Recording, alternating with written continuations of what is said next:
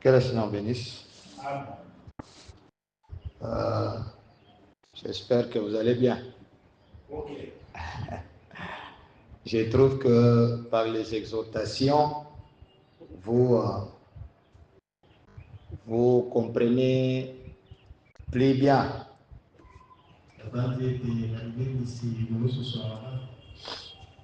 On devrait normalement prier comme ça jusqu'à la fin est partie. Mais le Saint-Esprit veut que je vous exhorte un tout petit peu sur le troisième puits.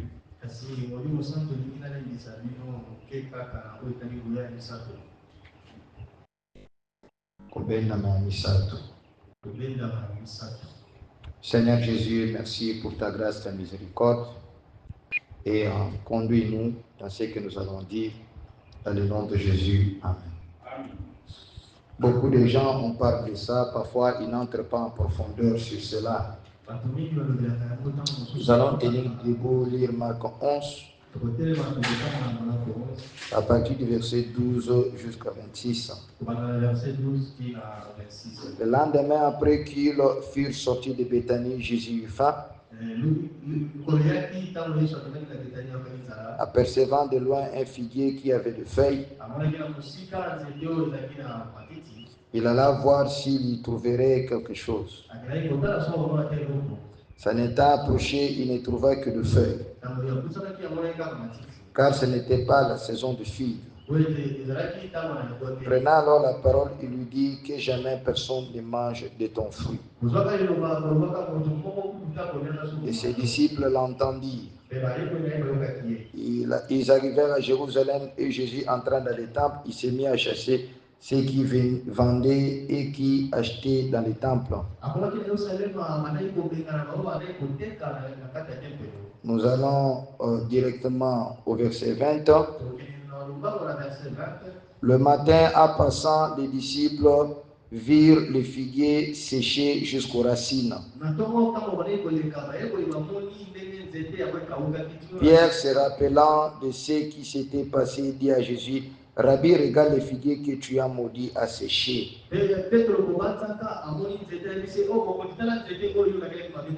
Jésus prit la parole et leur dit: Ayez foi en Dieu. Je vous le dis en vérité, si quelqu'un dit à cette montagne: ôte-toi de là et jette-toi dans la mer,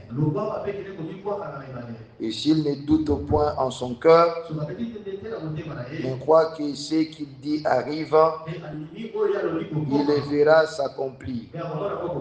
C'est pourquoi je vous dis, tout ce que vous demanderez en priant, croyez que vous l'avez reçu et vous le verrez s'accomplir. Et lorsque vous êtes debout, j'aime ça, faisant votre prière, si vous avez quelque chose contre quelqu'un, pardonnez, afin que votre Père qui est dans le ciel vous pardonne aussi vos offenses. Mais si vous ne pardonnez pas, votre Père qui est dans le ciel ne vous pardonnera pas non plus vos offenses. Amen.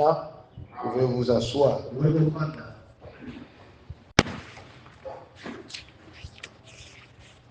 Vous allez voir que Jésus a donné un grand enseignement ici. Amen. Jésus était avec ses disciples. Et tout à coup, il eut faim. Et c'est que vous allez remarquer que l'arbre n'avait pas de problème. C'était de la volonté de Dieu que cet arbre ne donne pas de fruits en ce moment-là.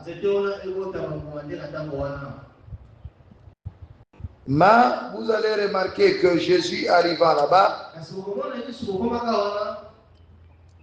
il se trouve qu'il avait faim. Qu'est-ce qu'il va faire? Il va s'approcher de l'arbre en dehors de la saison pour chercher du fruit. Et là, il ne trouve pas. Il va maudire l'arbre. Il va prononcer la parole. Et quand il va prononcer la parole, lui et ses disciples vont passer bonnement, se diriger à Jérusalem. Et quand ils vont y retourner encore par le même chemin le lendemain, Pierre va remarquer que l'arbre qu'il avait maudit avait séché jusqu'à la racine. Qu'est-ce que Jésus voudrait montrer? Le pouvoir de la parole parlée. Comme Dieu avait prononcé au commencement, montrant que Dieu nous confie ce pouvoir-là.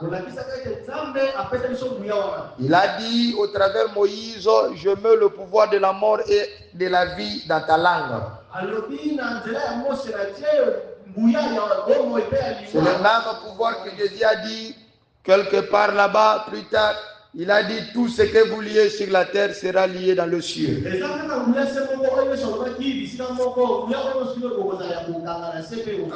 Amen. Et c'est ce pouvoir-là qu'il a dit aux disciples, croyez en Dieu si vous dites à cette montagne, pas si Dieu dit, mais si vous dites.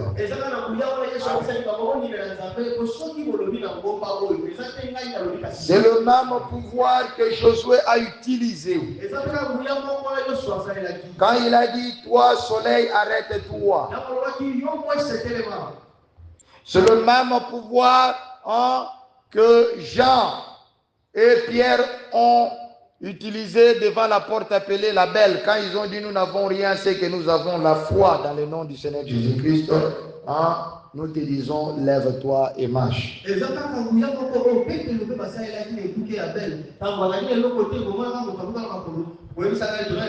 Au fait, ce pouvoir-là de la parole parlée, c'est le même pouvoir que Moïse a utilisé pour appeler toutes les calamités qui ont frappé l'Égypte.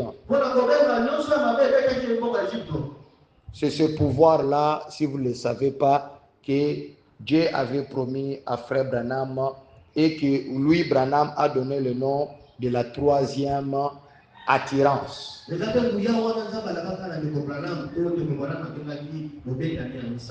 C'est le pouvoir le plus élevé dans la Bible. Prononcer la parole sans rien faire et s'attendre à ce que cette parole soit accomplie. C'est ce que nous appelons le troisième pull. Est-ce que vous avez compris? J'aimerais que vous le compreniez aujourd'hui. Maintenant, je ne vais pas entrer dans plus de détails parce que c'est une exhortation. Frère Branham, quand il a été appelé, Dieu, l'ange du Seigneur, lui a dit que tu vas commencer à tenir la main et par la main, par ta prière, tu vas commencer à voir la vibration dans ta main et par cette vibration, moi, je te soufflerai quel genre de maladie il y a dans un homme.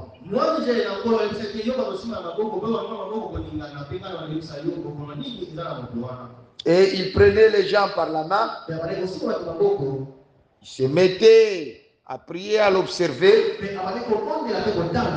Et là, il y avait des taches rouges, rougeâtres, qui tournaient dans sa peau comme ça. On le voyait. C'est l'une des causes que Frère Branham ne portait pas certains métaux. Comme le montre.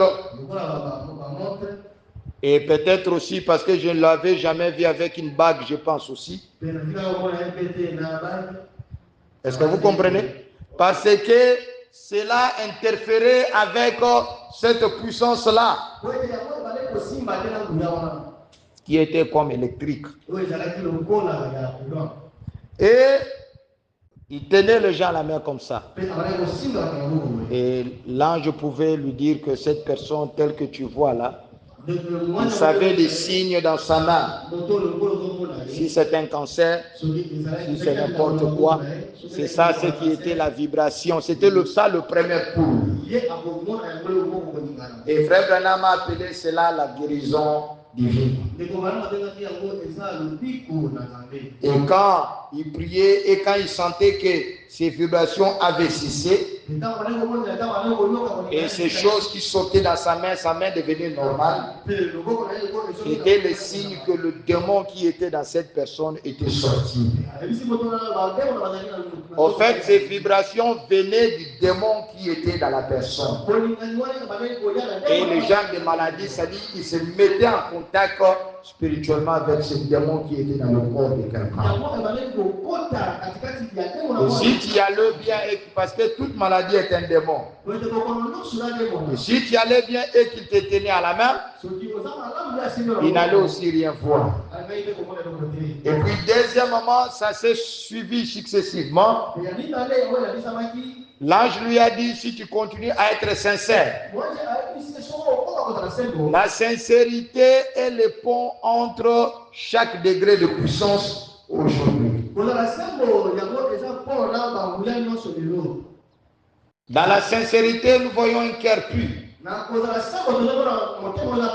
Nous voyons un cœur rempli d'amour, une foi parfaite, une vie pure.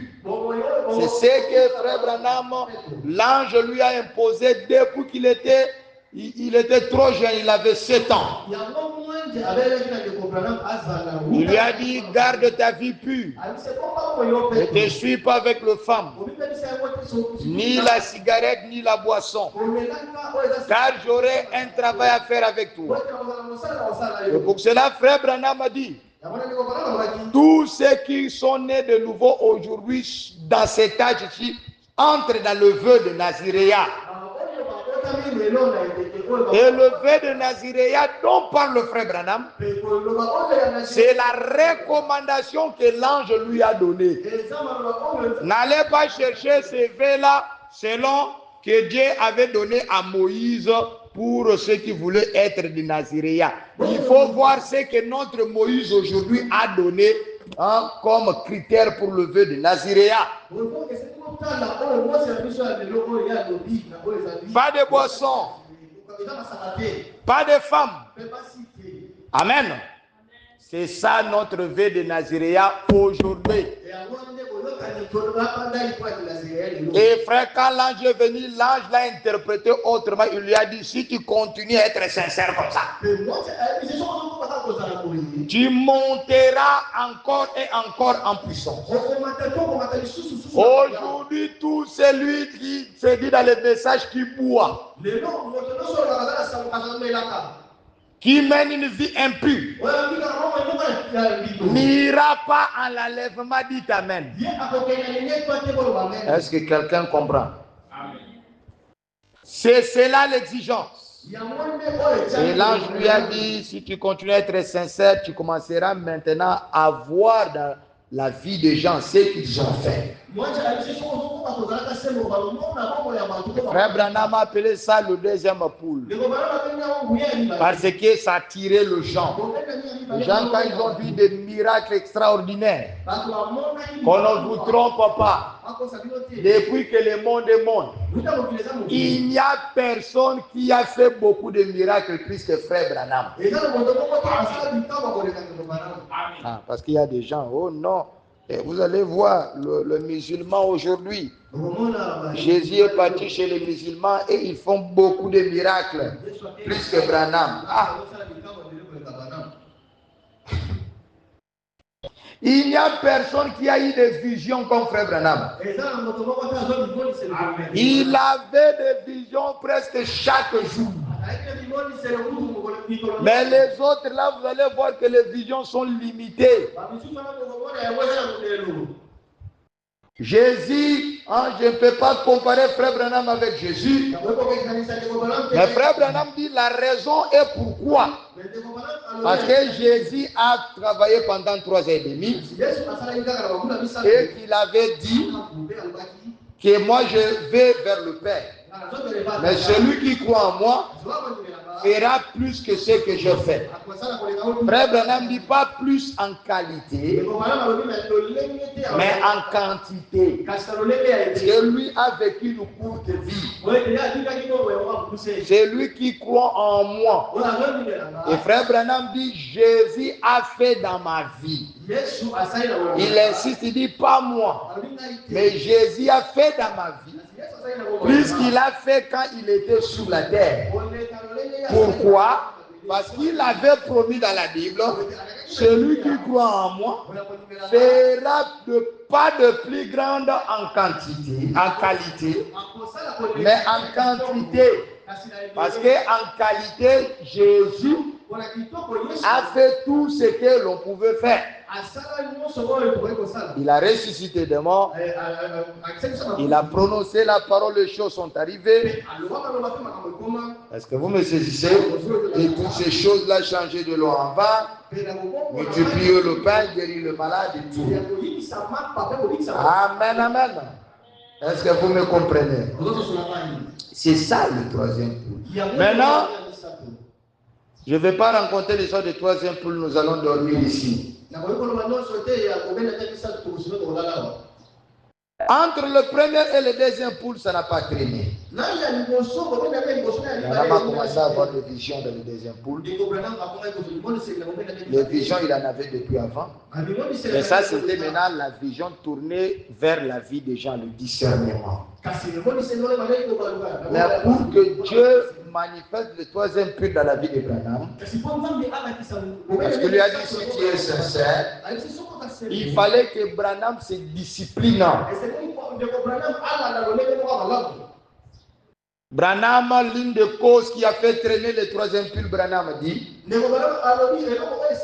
avait une bonne vie, une vie pure, mais il avait tellement pitié, beaucoup d'amour pour les gens, qu'il s'est laissé emporter et être conduit par le gens. Venez ici, Branham, nous avons besoin de toi. Il y a quelqu'un ici. Non. Le troisième pull, vous devrez être en l'intimité parfaite avec Dieu. Vous devriez arriver au point que vous et Dieu, vous devenez un.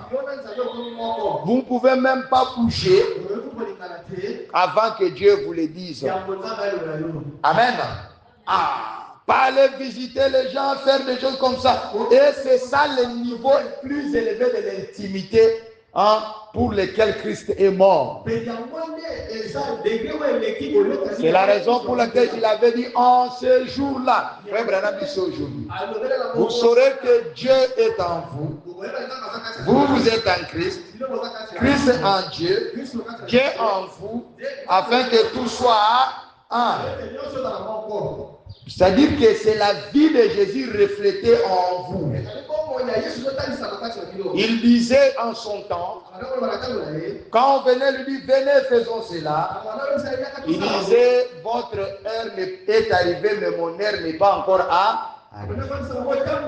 Il disait, le Fils de l'homme ne fait rien que ce qu'il va faire au Père. C'est ça l'objectif pour lequel nous devenons enfants de Dieu.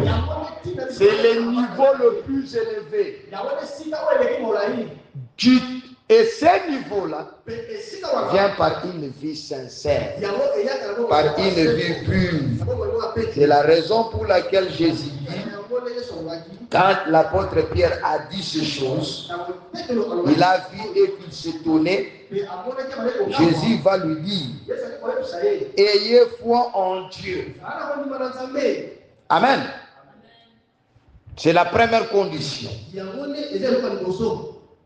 Je suis en train de descendre. Je vous le dis en vérité, si quelqu'un dit à cette montagne, il prononce la parole. L'imposition des mains, oui. Mais la parole parlée est le niveau élevé de la puissance de Dieu. Dieu a tout créé par la part. Et c'est ce qui est destiné pour aujourd'hui. Amen, amen. C'est ça le troisième pull. Si vous dites à cette montagne, ôte-toi de là et jette-toi dans la mer.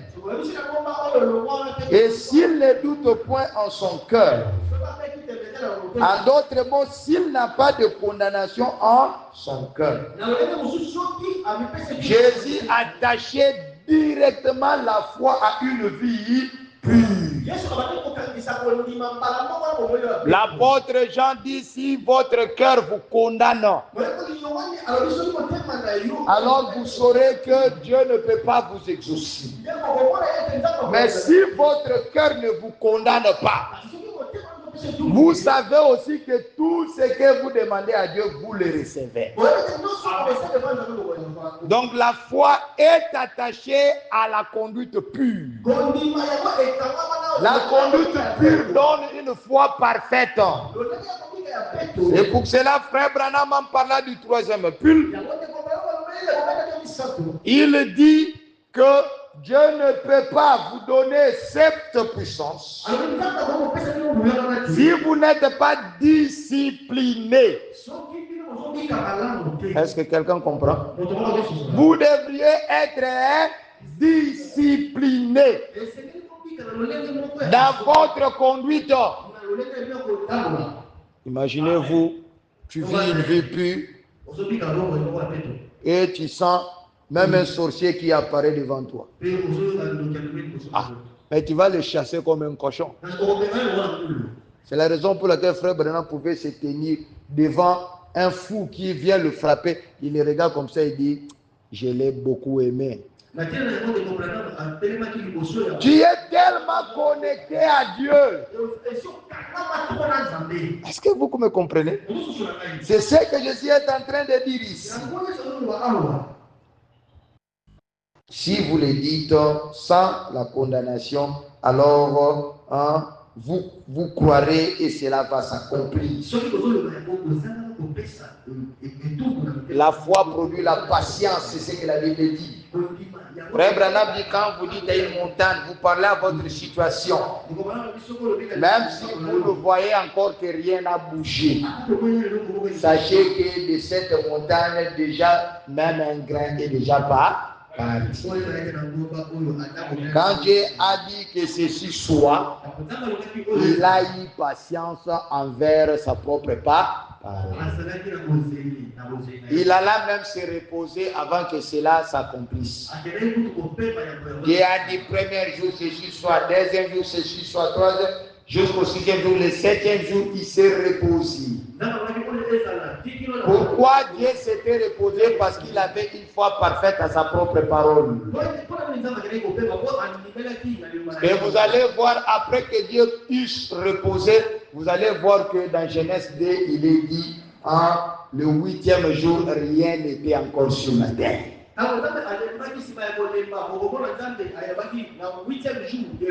Alors que la Bible avait dit avant, quand il dit ceci fut, quand il dit ceci fut, ceci fut simplement dans sa propre foi. Et si vous vous dites à cette montagne, Dieu avait la foi parfaite parce qu'il était dans la pureté parfaite.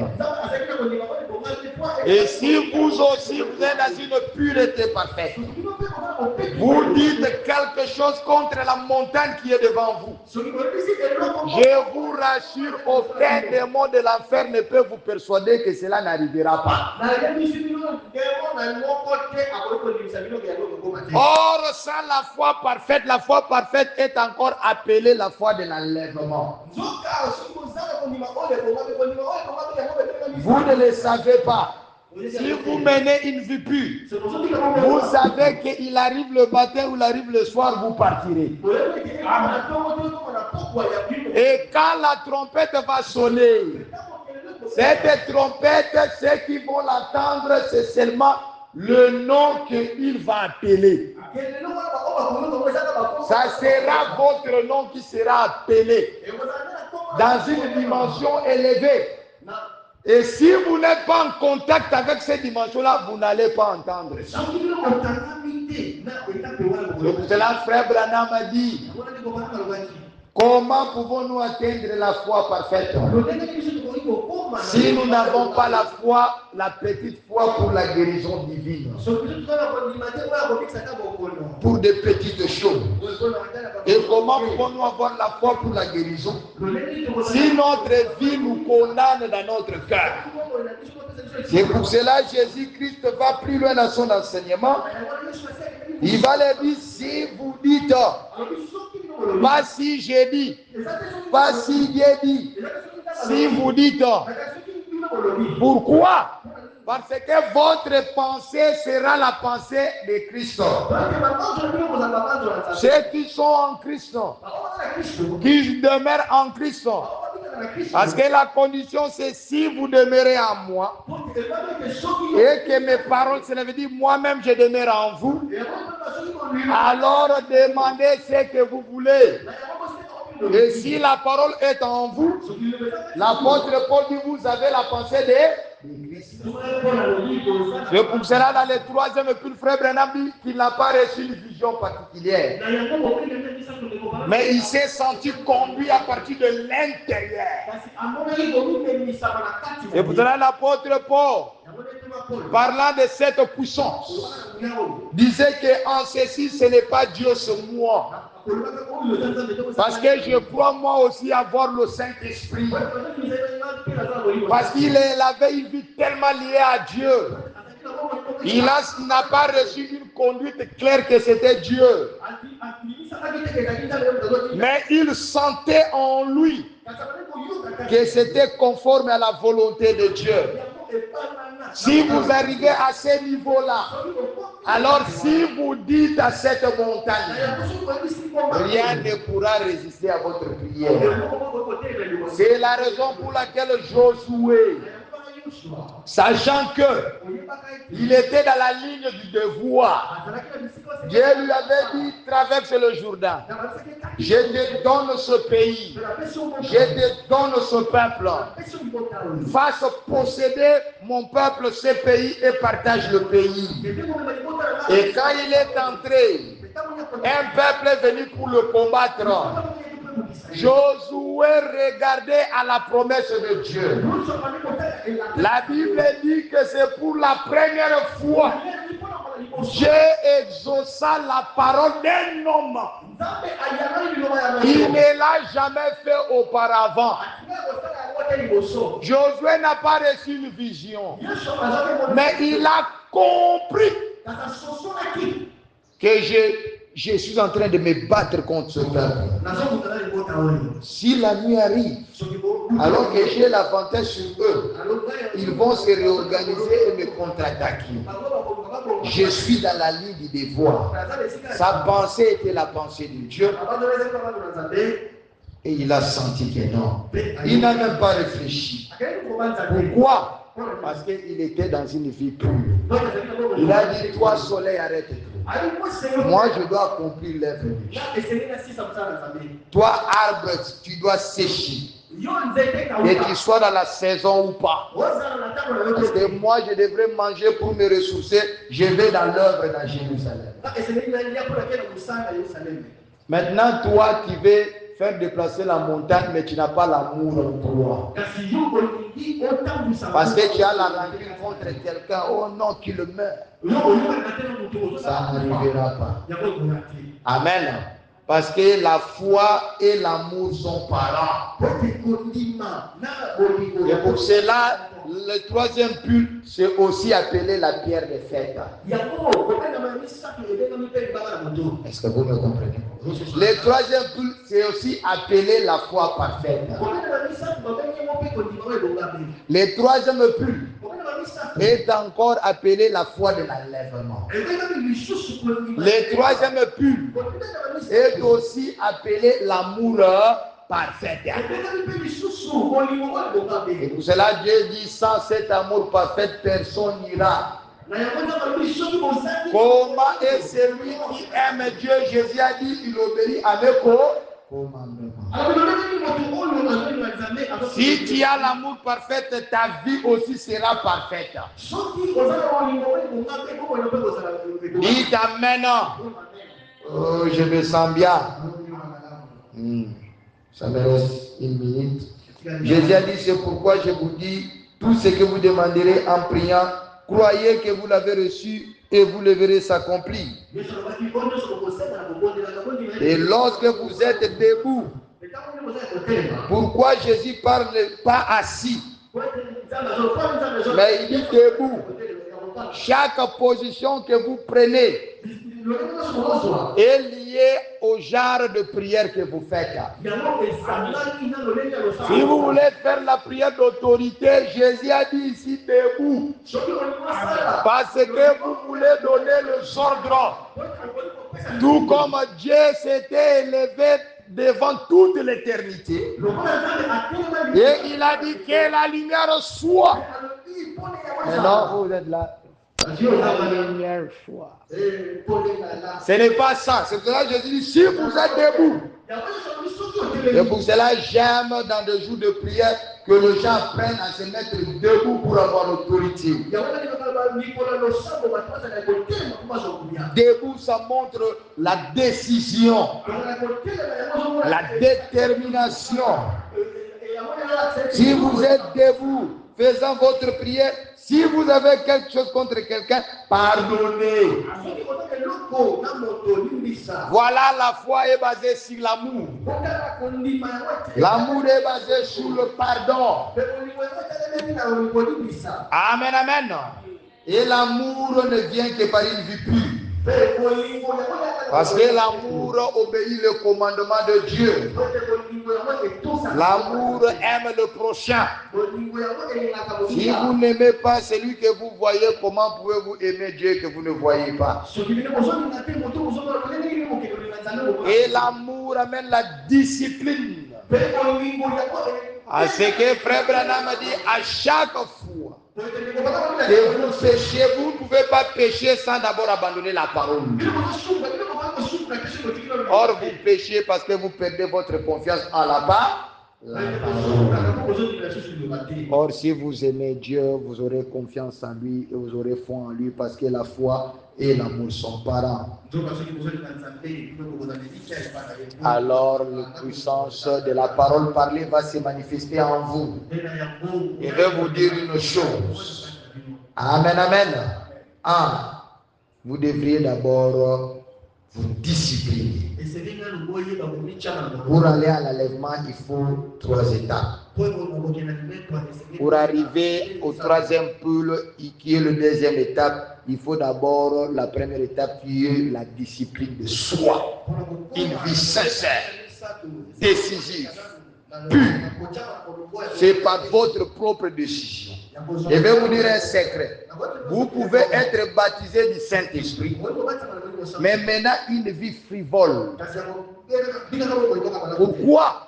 Parce que beaucoup de gens pensent que le Saint-Esprit doit les prendre et les introduire dans les tuyaux pour les faire sortir de l'autre côté.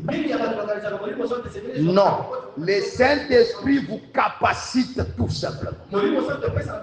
C'est vous de prendre la décision et c'est à lui d'exécuter votre décision. Est-ce que quelqu'un comprend? Ce n'est pas une vie de forcing. C'est une vie de décision. Il y a beaucoup de confusion. Le Saint-Esprit, lui, vous a déjà donné la capacité. Ceux qui croient en Christ, il leur donne le pouvoir, la vertu, la capacité de devenir enfant de Dieu. Mais ça dépend de votre décision. Vous dites que moi, ma bouche ici ne parlera que des choses de Dieu. Mes yeux ici ne regardera que les choses de Dieu. À la mort ou à la vie. C'est fini. Vous allez voir, ça va venir automatiquement. Mais quand vous doutez de ce que le Saint-Esprit vous a donné, c'est ce qui vous donne des échecs. Frère Branham dit, le diable s'efforce de vous faire douter de l'arme que vous avez. C'est la parole. C'est le pouvoir que le Saint-Esprit vous donne. Et quand vous parvenez à être discipliné par votre décision, moi chaque jour je dois prendre au moins 1 heure du temps de la prière. Je n'aurai pas des amis qui m'amènent dans la distraction.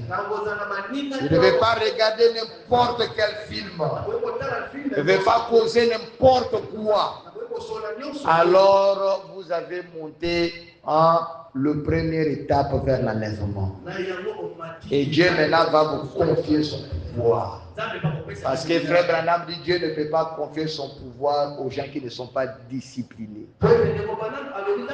Là, vous pouvez maintenant prononcer la parole des choses arrivées. C'est ce qu'on appelle l'adoption dans l'autorité. Après avoir vous-même l'adoption dans la discipline des fils, c'est vous-même. L'adoption dans l'autorité des fils, c'est Dieu qui vous le donne. Et par décision, vous l'exercez, vous croyez que vous l'avez. Parce que Jésus a dit, tout pouvoir m'a été donné. Et moi, en vous, je ramène tout le pouvoir en vous. Si vous liez quelque chose là-bas, ça s'exécute aussi au ciel. Quel privilège pour les enfants de Dieu. Menez une vie pure, vous verrez ces privilèges s'accomplir. Et la troisième étape, c'est le changement de corps. Ça, c'est Dieu qui va vous le donner. Parce que vous êtes discipliné. Vous vous comportez avec l'autorité que le Père vous a donnée. Et lui-même va vous donner votre couronne. C'est ça la couronne que Dieu va vous donner. Un corps nouveau. Et vous vous enlevez. Que le Seigneur vous bénisse. Amen. Vous allez couper. Compte.